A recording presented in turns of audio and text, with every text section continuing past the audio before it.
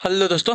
Good morning, नमस्कार। आप सभी का स्वागत है आप सभी के अपने यूट्यूब चैनल परीक्षा की शिक्षा में। उम्मीद करता हूँ, आशा करता हूँ आप सभी जो स्वस्थ हैं, कुशल मंगल है, तैयारी जो अच्छे और बढ़िया तरीके से कर रहे हैं। तो जो भी क्लास में फर्स्ट टाइम आए हैं, पहली बार आए हैं, नए हैं, उन सभी को लिए बता दिया कि हमारे से आपकी जो है बीएड परीक्षा 2025 की आपकी तैयारी साथ ही रेगुलर बेसिस पर जो डेली करवाई जाए। तो जिसे भी तैयारी पूरी करनी है, कंप्लीट करनी है, चैनल को सब्सक्राइब करके आप लोग हमारे साथ जुड़े। क्लास का समय देखिए, जीके जीएस की जो है सुबह 10 बजे, रीजनिंग की जो क्लास है दोपहर को 1 बजे, कला की जो क्लास है शाम को 4 बजे, और हिंदी की जो क्लास है शाम को 7 बजे। आप सभी को हमारे चैनल पर देखने को मिलती है। आप सभी को इसी टाइम पर क्लास से जुड़ के तैयारी को पूरा और कंप्लीट करना है। नीचे डिस्क्रिप्शन में आपको इंस्टाग्राम टेलीग्राम का लिंक मिलेगा, तो आप हमें इंस्टाग्राम पे फॉलो कर लेंगे, टेलीग्राम चैनल को ज्वाइन करेंगे। टेलीग्राम चैनल पर डेली बेसिस पे क्लास का अपडेट, आपको एग्जाम का अपडेट जो है देखने को मिल जाएगा। तो आप लोग जो है टेलीग्राम चैनल को ज्वाइन कर लीजिएगा, ठीक है।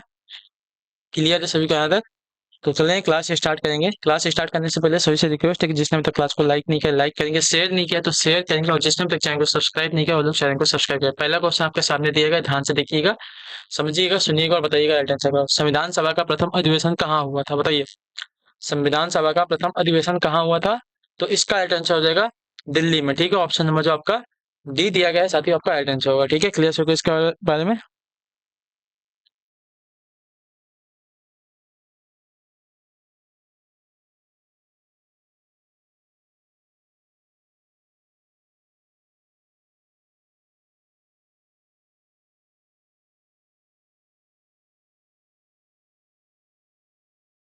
चलिए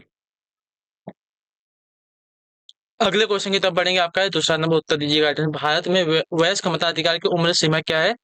तो भारत में वयस्क मताधिकार की उम्र आपकी 18 वर्ष है, यानी कि 18 वर्ष के आप हो गए तो आप मताधिकार यानी कि वोट देने के लिए एलिजिबल हो जाएंगे, ठीक है। अगले क्वेश्चन की तरफ बढ़ेंगे। आपका है तीसरा नंबर, राष्ट्रीय प्रतीक में सिंह शीर्षों की संख्या कितनी बताइए। राष्ट्रीय जो प्रतीक है हमारा, अशोक स्तंभ की बात कर रहा है, तो उसमें जो सिंह है मतलब जो शेर है, उनके शीर्षों की संख्या कितनी है, यानी कि सर जो है उनकी संख्या कितनी है। तो आपका राइट आंसर होगा 4, ठीक है। ऑप्शन नंबर जो आपका बी दिया गया आपका सही उत्तर होगा, ठीक है। अगले क्वेश्चन की तरफ बढ़ेंगे, चौथा नंबर है, निम्नलिखित में से योजना आयोग किस प्रकार की संस्था है? तो योजना आयोग की अगर बात की जाएगी तो आपकी परामर्शदात्री, ठीक है,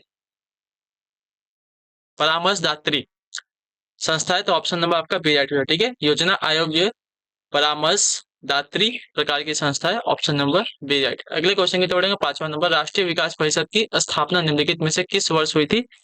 तो इसका राइट आंसर हो जाएगा साथियों, वर्ष 1952 में हुई थी। ऑप्शन नंबर जो आपका सी दिया गया आपका राइट आंसर हो जाएगा, ठीक है। राष्ट्रीय विकास परिषद की स्थापना आपकी वर्ष 1952 में हुई थी, 6 अगस्त 1952 को, ठीक है। नेशनल डेवलपमेंट काउंसिल, एनडीसी इसका इंग्लिश में नाम है, ठीक है। वर्ष का सबसे लंबा दिन कौन सा होता है? तो वर्ष का सबसे लंबा दिन आपका 21 जून का, ऑप्शन नंबर जो आपका सी दिया गया आपका राइट आंसर होगा, ठीक है। वर्ष का सबसे लंबा दिन आपका 21 जून का है। अगला है आपका सातवां नंबर है, उत्तर दीजिएगा राइट आंसर का। कहवा का उत्पादन विश्व में किस देश में सर्वाधिक होता है, बताइए। कहवा का जो उत्पादन है विश्व में किस देश में सर्वाधिक होता है? तो ब्राजील में, ऑप्शन नंबर जो आपका डी दिया गया है आपका राइट आंसर होगा, ठीक है। क्लियर सही को इसके बारे में, कहवा का उत्पादन जो है आपका ब्राजील में सबसे अधिक होता है। चलिए अगले क्वेश्चन की तरफ बढ़ेंगे। आपका आठवां नंबर, उत्तर देने की कोशिश करेंगे। क्या देगा?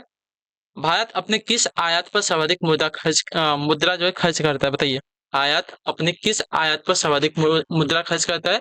तो पेट्रोलियम पदार्थ पर, ठीक है। ऑप्शन नंबर जो ए दिया गया है आपका राइट आंसर होगा, ठीक। क्लियर सभी को? अगला है आपका क्वेश्चन नंबर 9, उत्तर देने की कोशिश करेंगे। राइट है, भारत में निम्नलिखित में से किस क्षेत्र में सर्वाधिक प्रत्यक्ष विदेशी निवेश यानी कि एफडीआई होता है? तो आपका राइट आंसर जो विद्युत उपस्कर में, ठीक है। ऑप्शन नंबर जो आपका सी दिया गया आपका राइट आंसर होगा, ठीक। क्लियर होगी इसके बारे में? आर्थिक समीक्षा 2010-11 के अनुसार जो है सर्वाधिक प्रत्यक्ष विदेशी निवेश प्राप्त करने वाला क्षेत्र सेवा क्षेत्र है, परंतु प्रश्नानुसार प्रत्यक्ष विदेशी निवेश यानी कि एफडीआई का सर्वाधिक प्रवाह विद्युत उपस्कर के क्षेत्र में होता है, ठीक है। जबकि धातु कर्म उद्योगों में सबसे कम प्रत्यक्ष विदेशी निवेश होता है, ठीक है। क्वेश्चन नंबर 10, उत्तर देने की कोशिश करेंगे राइट आंसर का। विश्व का सबसे बड़ा द्वीप कौन सा है? तो विश्व का सबसे बड़ा द्वीप आपका जो है ग्रीनलैंड है। ऑप्शन नंबर जो आपका सी दिया गया है आपका राइट आंसर होगा, ठीक है। विश्व का सबसे बड़ा द्वीप आपका ग्रीनलैंड है। अगले क्वेश्चन की तरफ बढ़ेंगे, 11 नंबर है, उत्तर देने की कोशिश करेंगे। 1 घंटे में समानांतर में देशांतरी दूरी होगी कितनी? तो आपका राइट आंसर हो जाता है 15 डिग्री। ऑप्शन जो ये दिया गया है आपका राइट आंसर होगा, ठीक। क्लियर होगा इसके बारे में? 1 घंटे में समानांतर में देशांतरी दूरी आपकी जो है 15 डिग्री की होती है। ऑप्शन नंबर आपका जो ए दिया गया आपका राइट आंसर। विश्व को 24 समय जोनों में विभाजित किया गया है। इन समय जोनों को ग्रीनविच मीन टाइम व मानक समय में 1 घंटे के अंतराल के आधार पर विभाजित किया गया है, अर्थात प्रत्येक जोन जो है 15 डिग्री के बराबर होता है। ठीक है, अगला आपका है 12 नंबर। SEZ का पूरा नाम क्या है? तो SEZ का पूरा नाम आपका स्पेशल इकोनॉमिक जोन है। ऑप्शन नंबर जो आपका बी दिया गया है आपका राइट आंसर होगा। ठीक है, क्लियर हो गया इसके बारे में? हाँ या ना? ई SEZ का फुल फॉर्म क्या है? तो SEZ का फुल फॉर्म होता है स्पेशल इकोनॉमी जोन्स। क्लियर है? अगले क्वेश्चन की तरफ बढ़ेंगे। 13 नंबर है, उत्तर देने की कोशिश करेंगे। विजयनगर राज्य किस नदी के किनारे स्थित था? तो यह था आपका साथी हो तुंगभद्रा नदी के किनारे। ऑप्शन नंबर जो आपका सी दिया गया है आपका राइट आंसर हो जाएगा। ठीक है, विजयनगर साम्राज्य जो तुंगभद्रा नदी के किनारे स्थित था। अगला आपका है 14 नंबर। विश्व व्यापार संगठन का मुख्यालय कहाँ स्थित है? तो विश्व व्यापार संगठन का जो मुख्यालय है आपका साथियों जिनेवा में। ठीक है, ऑप्शन नंबर आपका सी राइट हो जाएगा। ठीक है, क्लियर हो गया इसका? विश्व व्यापार संगठन का मुख्यालय आपका जिनेवा में स्थित है। ठीक है, क्लियर हो। अगले क्वेश्चन की तरफ बढ़ेंगे। 15 नंबर बताने की कोशिश करेंगे। निम्नलिखित में से अंतरराष्ट्रीय न्यायालय में न्यायाधीशों की संख्या कितनी है? तो इसका राइट आंसर आपका हो जाएगा साथियों 15। ठीक है, ऑप्शन नंबर जो ए दिया गया है आपका राइट आंसर होगा। ठीक, क्लियर हो गया इसका? अंतरराष्ट्रीय न्यायालय में न्यायाधीशों की संख्या आपकी 15 है। अगले क्वेश्चन की तरफ बढ़ेंगे। 16 नंबर उत्तर देने की कोशिश करेंगे। राइट आंसर क्या होगा? ठीक है, ध्यान से देखिए। भारत में वीरता के लिए सबसे बड़ा कौन सा पुरस्कार दिया जाता है? वीरता के लिए, तो वीरता के लिए सबसे बड़ा पुरस्कार आपका दिया जाता है साथियों परमवीर चक्र। ऑप्शन नंबर आपका डी राइट होगा। ठीक है, क्लियर होगा इसके बारे में? परमवीर चक्र जो है वीरता के लिए सर्वोत्तम पुरस्कार है। ठीक, सबसे ऊंचा पुरस्कार है। अगले क्वेश्चन की तरफ बढ़ेंगे। 17 नंबर। निम्नलिखित में से किस नृत्य का जोड़ा सही नहीं है? ठीक है, घूमर जो है राजस्थान का दिया गया है। ठीक है, गरबा आपका गुजरात में होता है, ये भी सही है। छऊ आपका बिहार का, मयूर आपका मध्य प्रदेश में जो दिया गया है गलत है। ठीक है, क्लियर से को मयूर नृत्य जो उत्तर प्रदेश का नृत्य है आपका मध्य प्रदेश का नहीं है, ये जोड़ आपका गलत है। अगले क्वेश्चन की तरफ बढ़ेंगे। आपका 18 नंबर। निम्नलिखित में से किसका संबंध आपका सितार से नहीं है? ठीक है, निम्नलिखित में से किसका संबंध आपका सितार से नहीं है?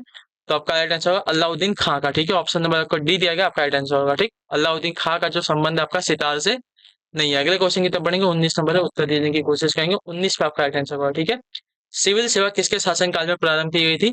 तो सिविल सेवा जो है प्रारंभ की गई थी साथियों आपकी लॉर्ड कॉर्नवालिस के शासनकाल में। तो ऑप्शन नंबर आपका सी राइट होगा। ठीक है, क्लियर हो इसका? सिविल सेवा जो है लॉर्ड कॉर्नवालिस के शासनकाल में प्रारंभ की गई थी। अगले क्वेश्चन की तरफ बढ़ेंगे। 20 नंबर बताने की कोशिश करेंगे। राइट आंसर प्रथम किसको जो है दादा साहेब फाल्के पुरस्कार दिया गया था?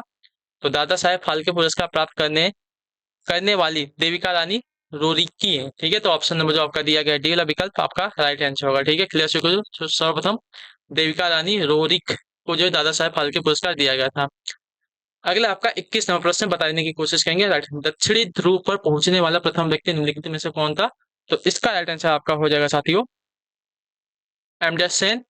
तो ऑप्शन नंबर ए आपका राइट आंसर होगा। ठीक है, दक्षिणी ध्रुव पर पहुंचने वाला प्रथम व्यक्ति जो है आपके एमडेस सेन थे। ठीक है, क्लियर होगा इसके बारे में? चलिए, उत्तरी ध्रुव पर पहुंचने वाले प्रथम व्यक्ति आपके रॉबर्ट पेरी थे। अगले क्वेश्चन की तरफ बढ़ेंगे। 22 नंबर उत्तर देने की कोशिश कर। मानव निर्मित उपग्रह विश्व में सर्वप्रथम किस देश ने प्रक्षेपित किया था? बताइए, मानव निर्मित उपग्रह विश्व में सर्वप्रथम किस देश ने प्रक्षेपित किया था? तो आपका राइट आंसर हो जाता है सोवियत संघ ने। ठीक है, ऑप्शन नंबर जो आपका बी दिया गया आपका राइट आंसर होगा। ठीक, क्लियर होगा इसके बारे में? मानव निर्मित उपग्रह विश्व में सर्वप्रथम जो है सोवियत संघ देश ने प्रक्षेपित किया था। क्लियर। अगला आपका है 23 नंबर। ठीक है, इसके बाद अमेरिका ने किया था। ठीक है, सोवियत संघ के बाद।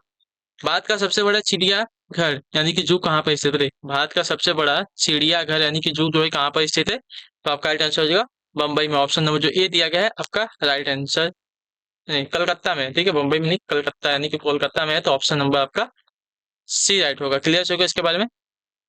हाँ या ना? चलिए, अगले क्वेश्चन की तरफ बढ़ेंगे। 24 नंबर उत्तर देने की कोशिश करेंगे। राइट आंसर निम्नलिखित में से कौन सा जोड़ा सही है? ठीक है, कौन सा जोड़ा आपका सही है यहाँ पे? तो आपका दिया गया है टिग्रिस इगरा, ये वाला जोड़ा आपका जो दिया गया आपका सही है। ठीक है, टिग्रिस नदी के किनारे बगदाद नगर बसा है जो इराक की राजधानी है। ठीक है, क्लियर। पेरिस जो है सिंध नदी के किनारे पर बसी है। काहिरा जो है नील नदी के, और बॉन जो है राइन नदी के तट पर स्थित है। ठीक है, अगले क्वेश्चन की तरफ पढ़ेंगे। आपका उत्तर देने की कोशिश करेंगे। 25 नंबर बताइएगा राइट आंसर का। ठीक है, क्या दिया गया है? निम्नलिखित में से विश्व में किस देश में सर्वाधिक महिला प्रधानमंत्री नियुक्त हुई है? तो इसका राइट आंसर आपका हो जाएगा साथियों श्रीलंका से, ठीक है। ऑप्शन नंबर जो आपका सी दिया गया आपका राइट आंसर होगा, ठीक है। विश्व की प्रथम प्रधानमंत्री श्रीलंका की एस भंडार नायके थे, ठीक है। जबकि मुस्लिम देश की प्रथम महिला प्रधानमंत्री आपकी पाकिस्तान की बेनजीर भुट्टो थे, ठीक है। भारत की प्रथम महिला प्रधानमंत्री आपकी श्रीमती इंदिरा गांधी थी, तथा बेगम खालिदा जो है खालिदा जिया बांग्लादेश की प्रथम महिला प्रधानमंत्री थी, ठीक है। इतना याद रखिएगा। चलिए अगले क्वेश्चन की तरफ बढ़ेंगे। आपका है 26 number. Daughter of the east नामक प्रसिद्ध पुस्तक की लेखिका कौन है? तो इसकी लेखिका आपकी है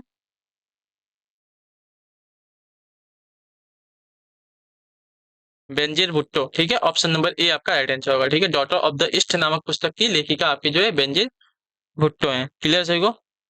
चलिए अगले क्वेश्चन की तरफ बढ़ेंगे। 27 नंबर बताइए राइट आंसर क्या होगा। नाम यानी कि NAM का प्रथम सम्मेलन कहाँ हुआ था? तो NAM का प्रथम सम्मेलन आपका हुआ था साथियों बेलग्रेड में। ऑप्शन नंबर आपका ए राइट हो जाएगा। क्लियर सभी को इसके बारे में? हाँ या ना? चलिए अगले क्वेश्चन की तरफ बढ़ेंगे। आपका है 28 नंबर। नैसेट किस देश की संसद का नाम है? तो नैसेट की अगर बात करें तो नैसेट जो है आपका इसराइल का, ठीक है। ऑप्शन नंबर जो आपका डी दिया गया आपका राइट आंसर होगा। अगले क्वेश्चन की तरफ बढ़ा जाएगा, ध्यान से देखिए, बताइएगा राइट आंसर क्या होगा, ठीक है। चलिए क्या दिया गया है? 29 है, ठीक है।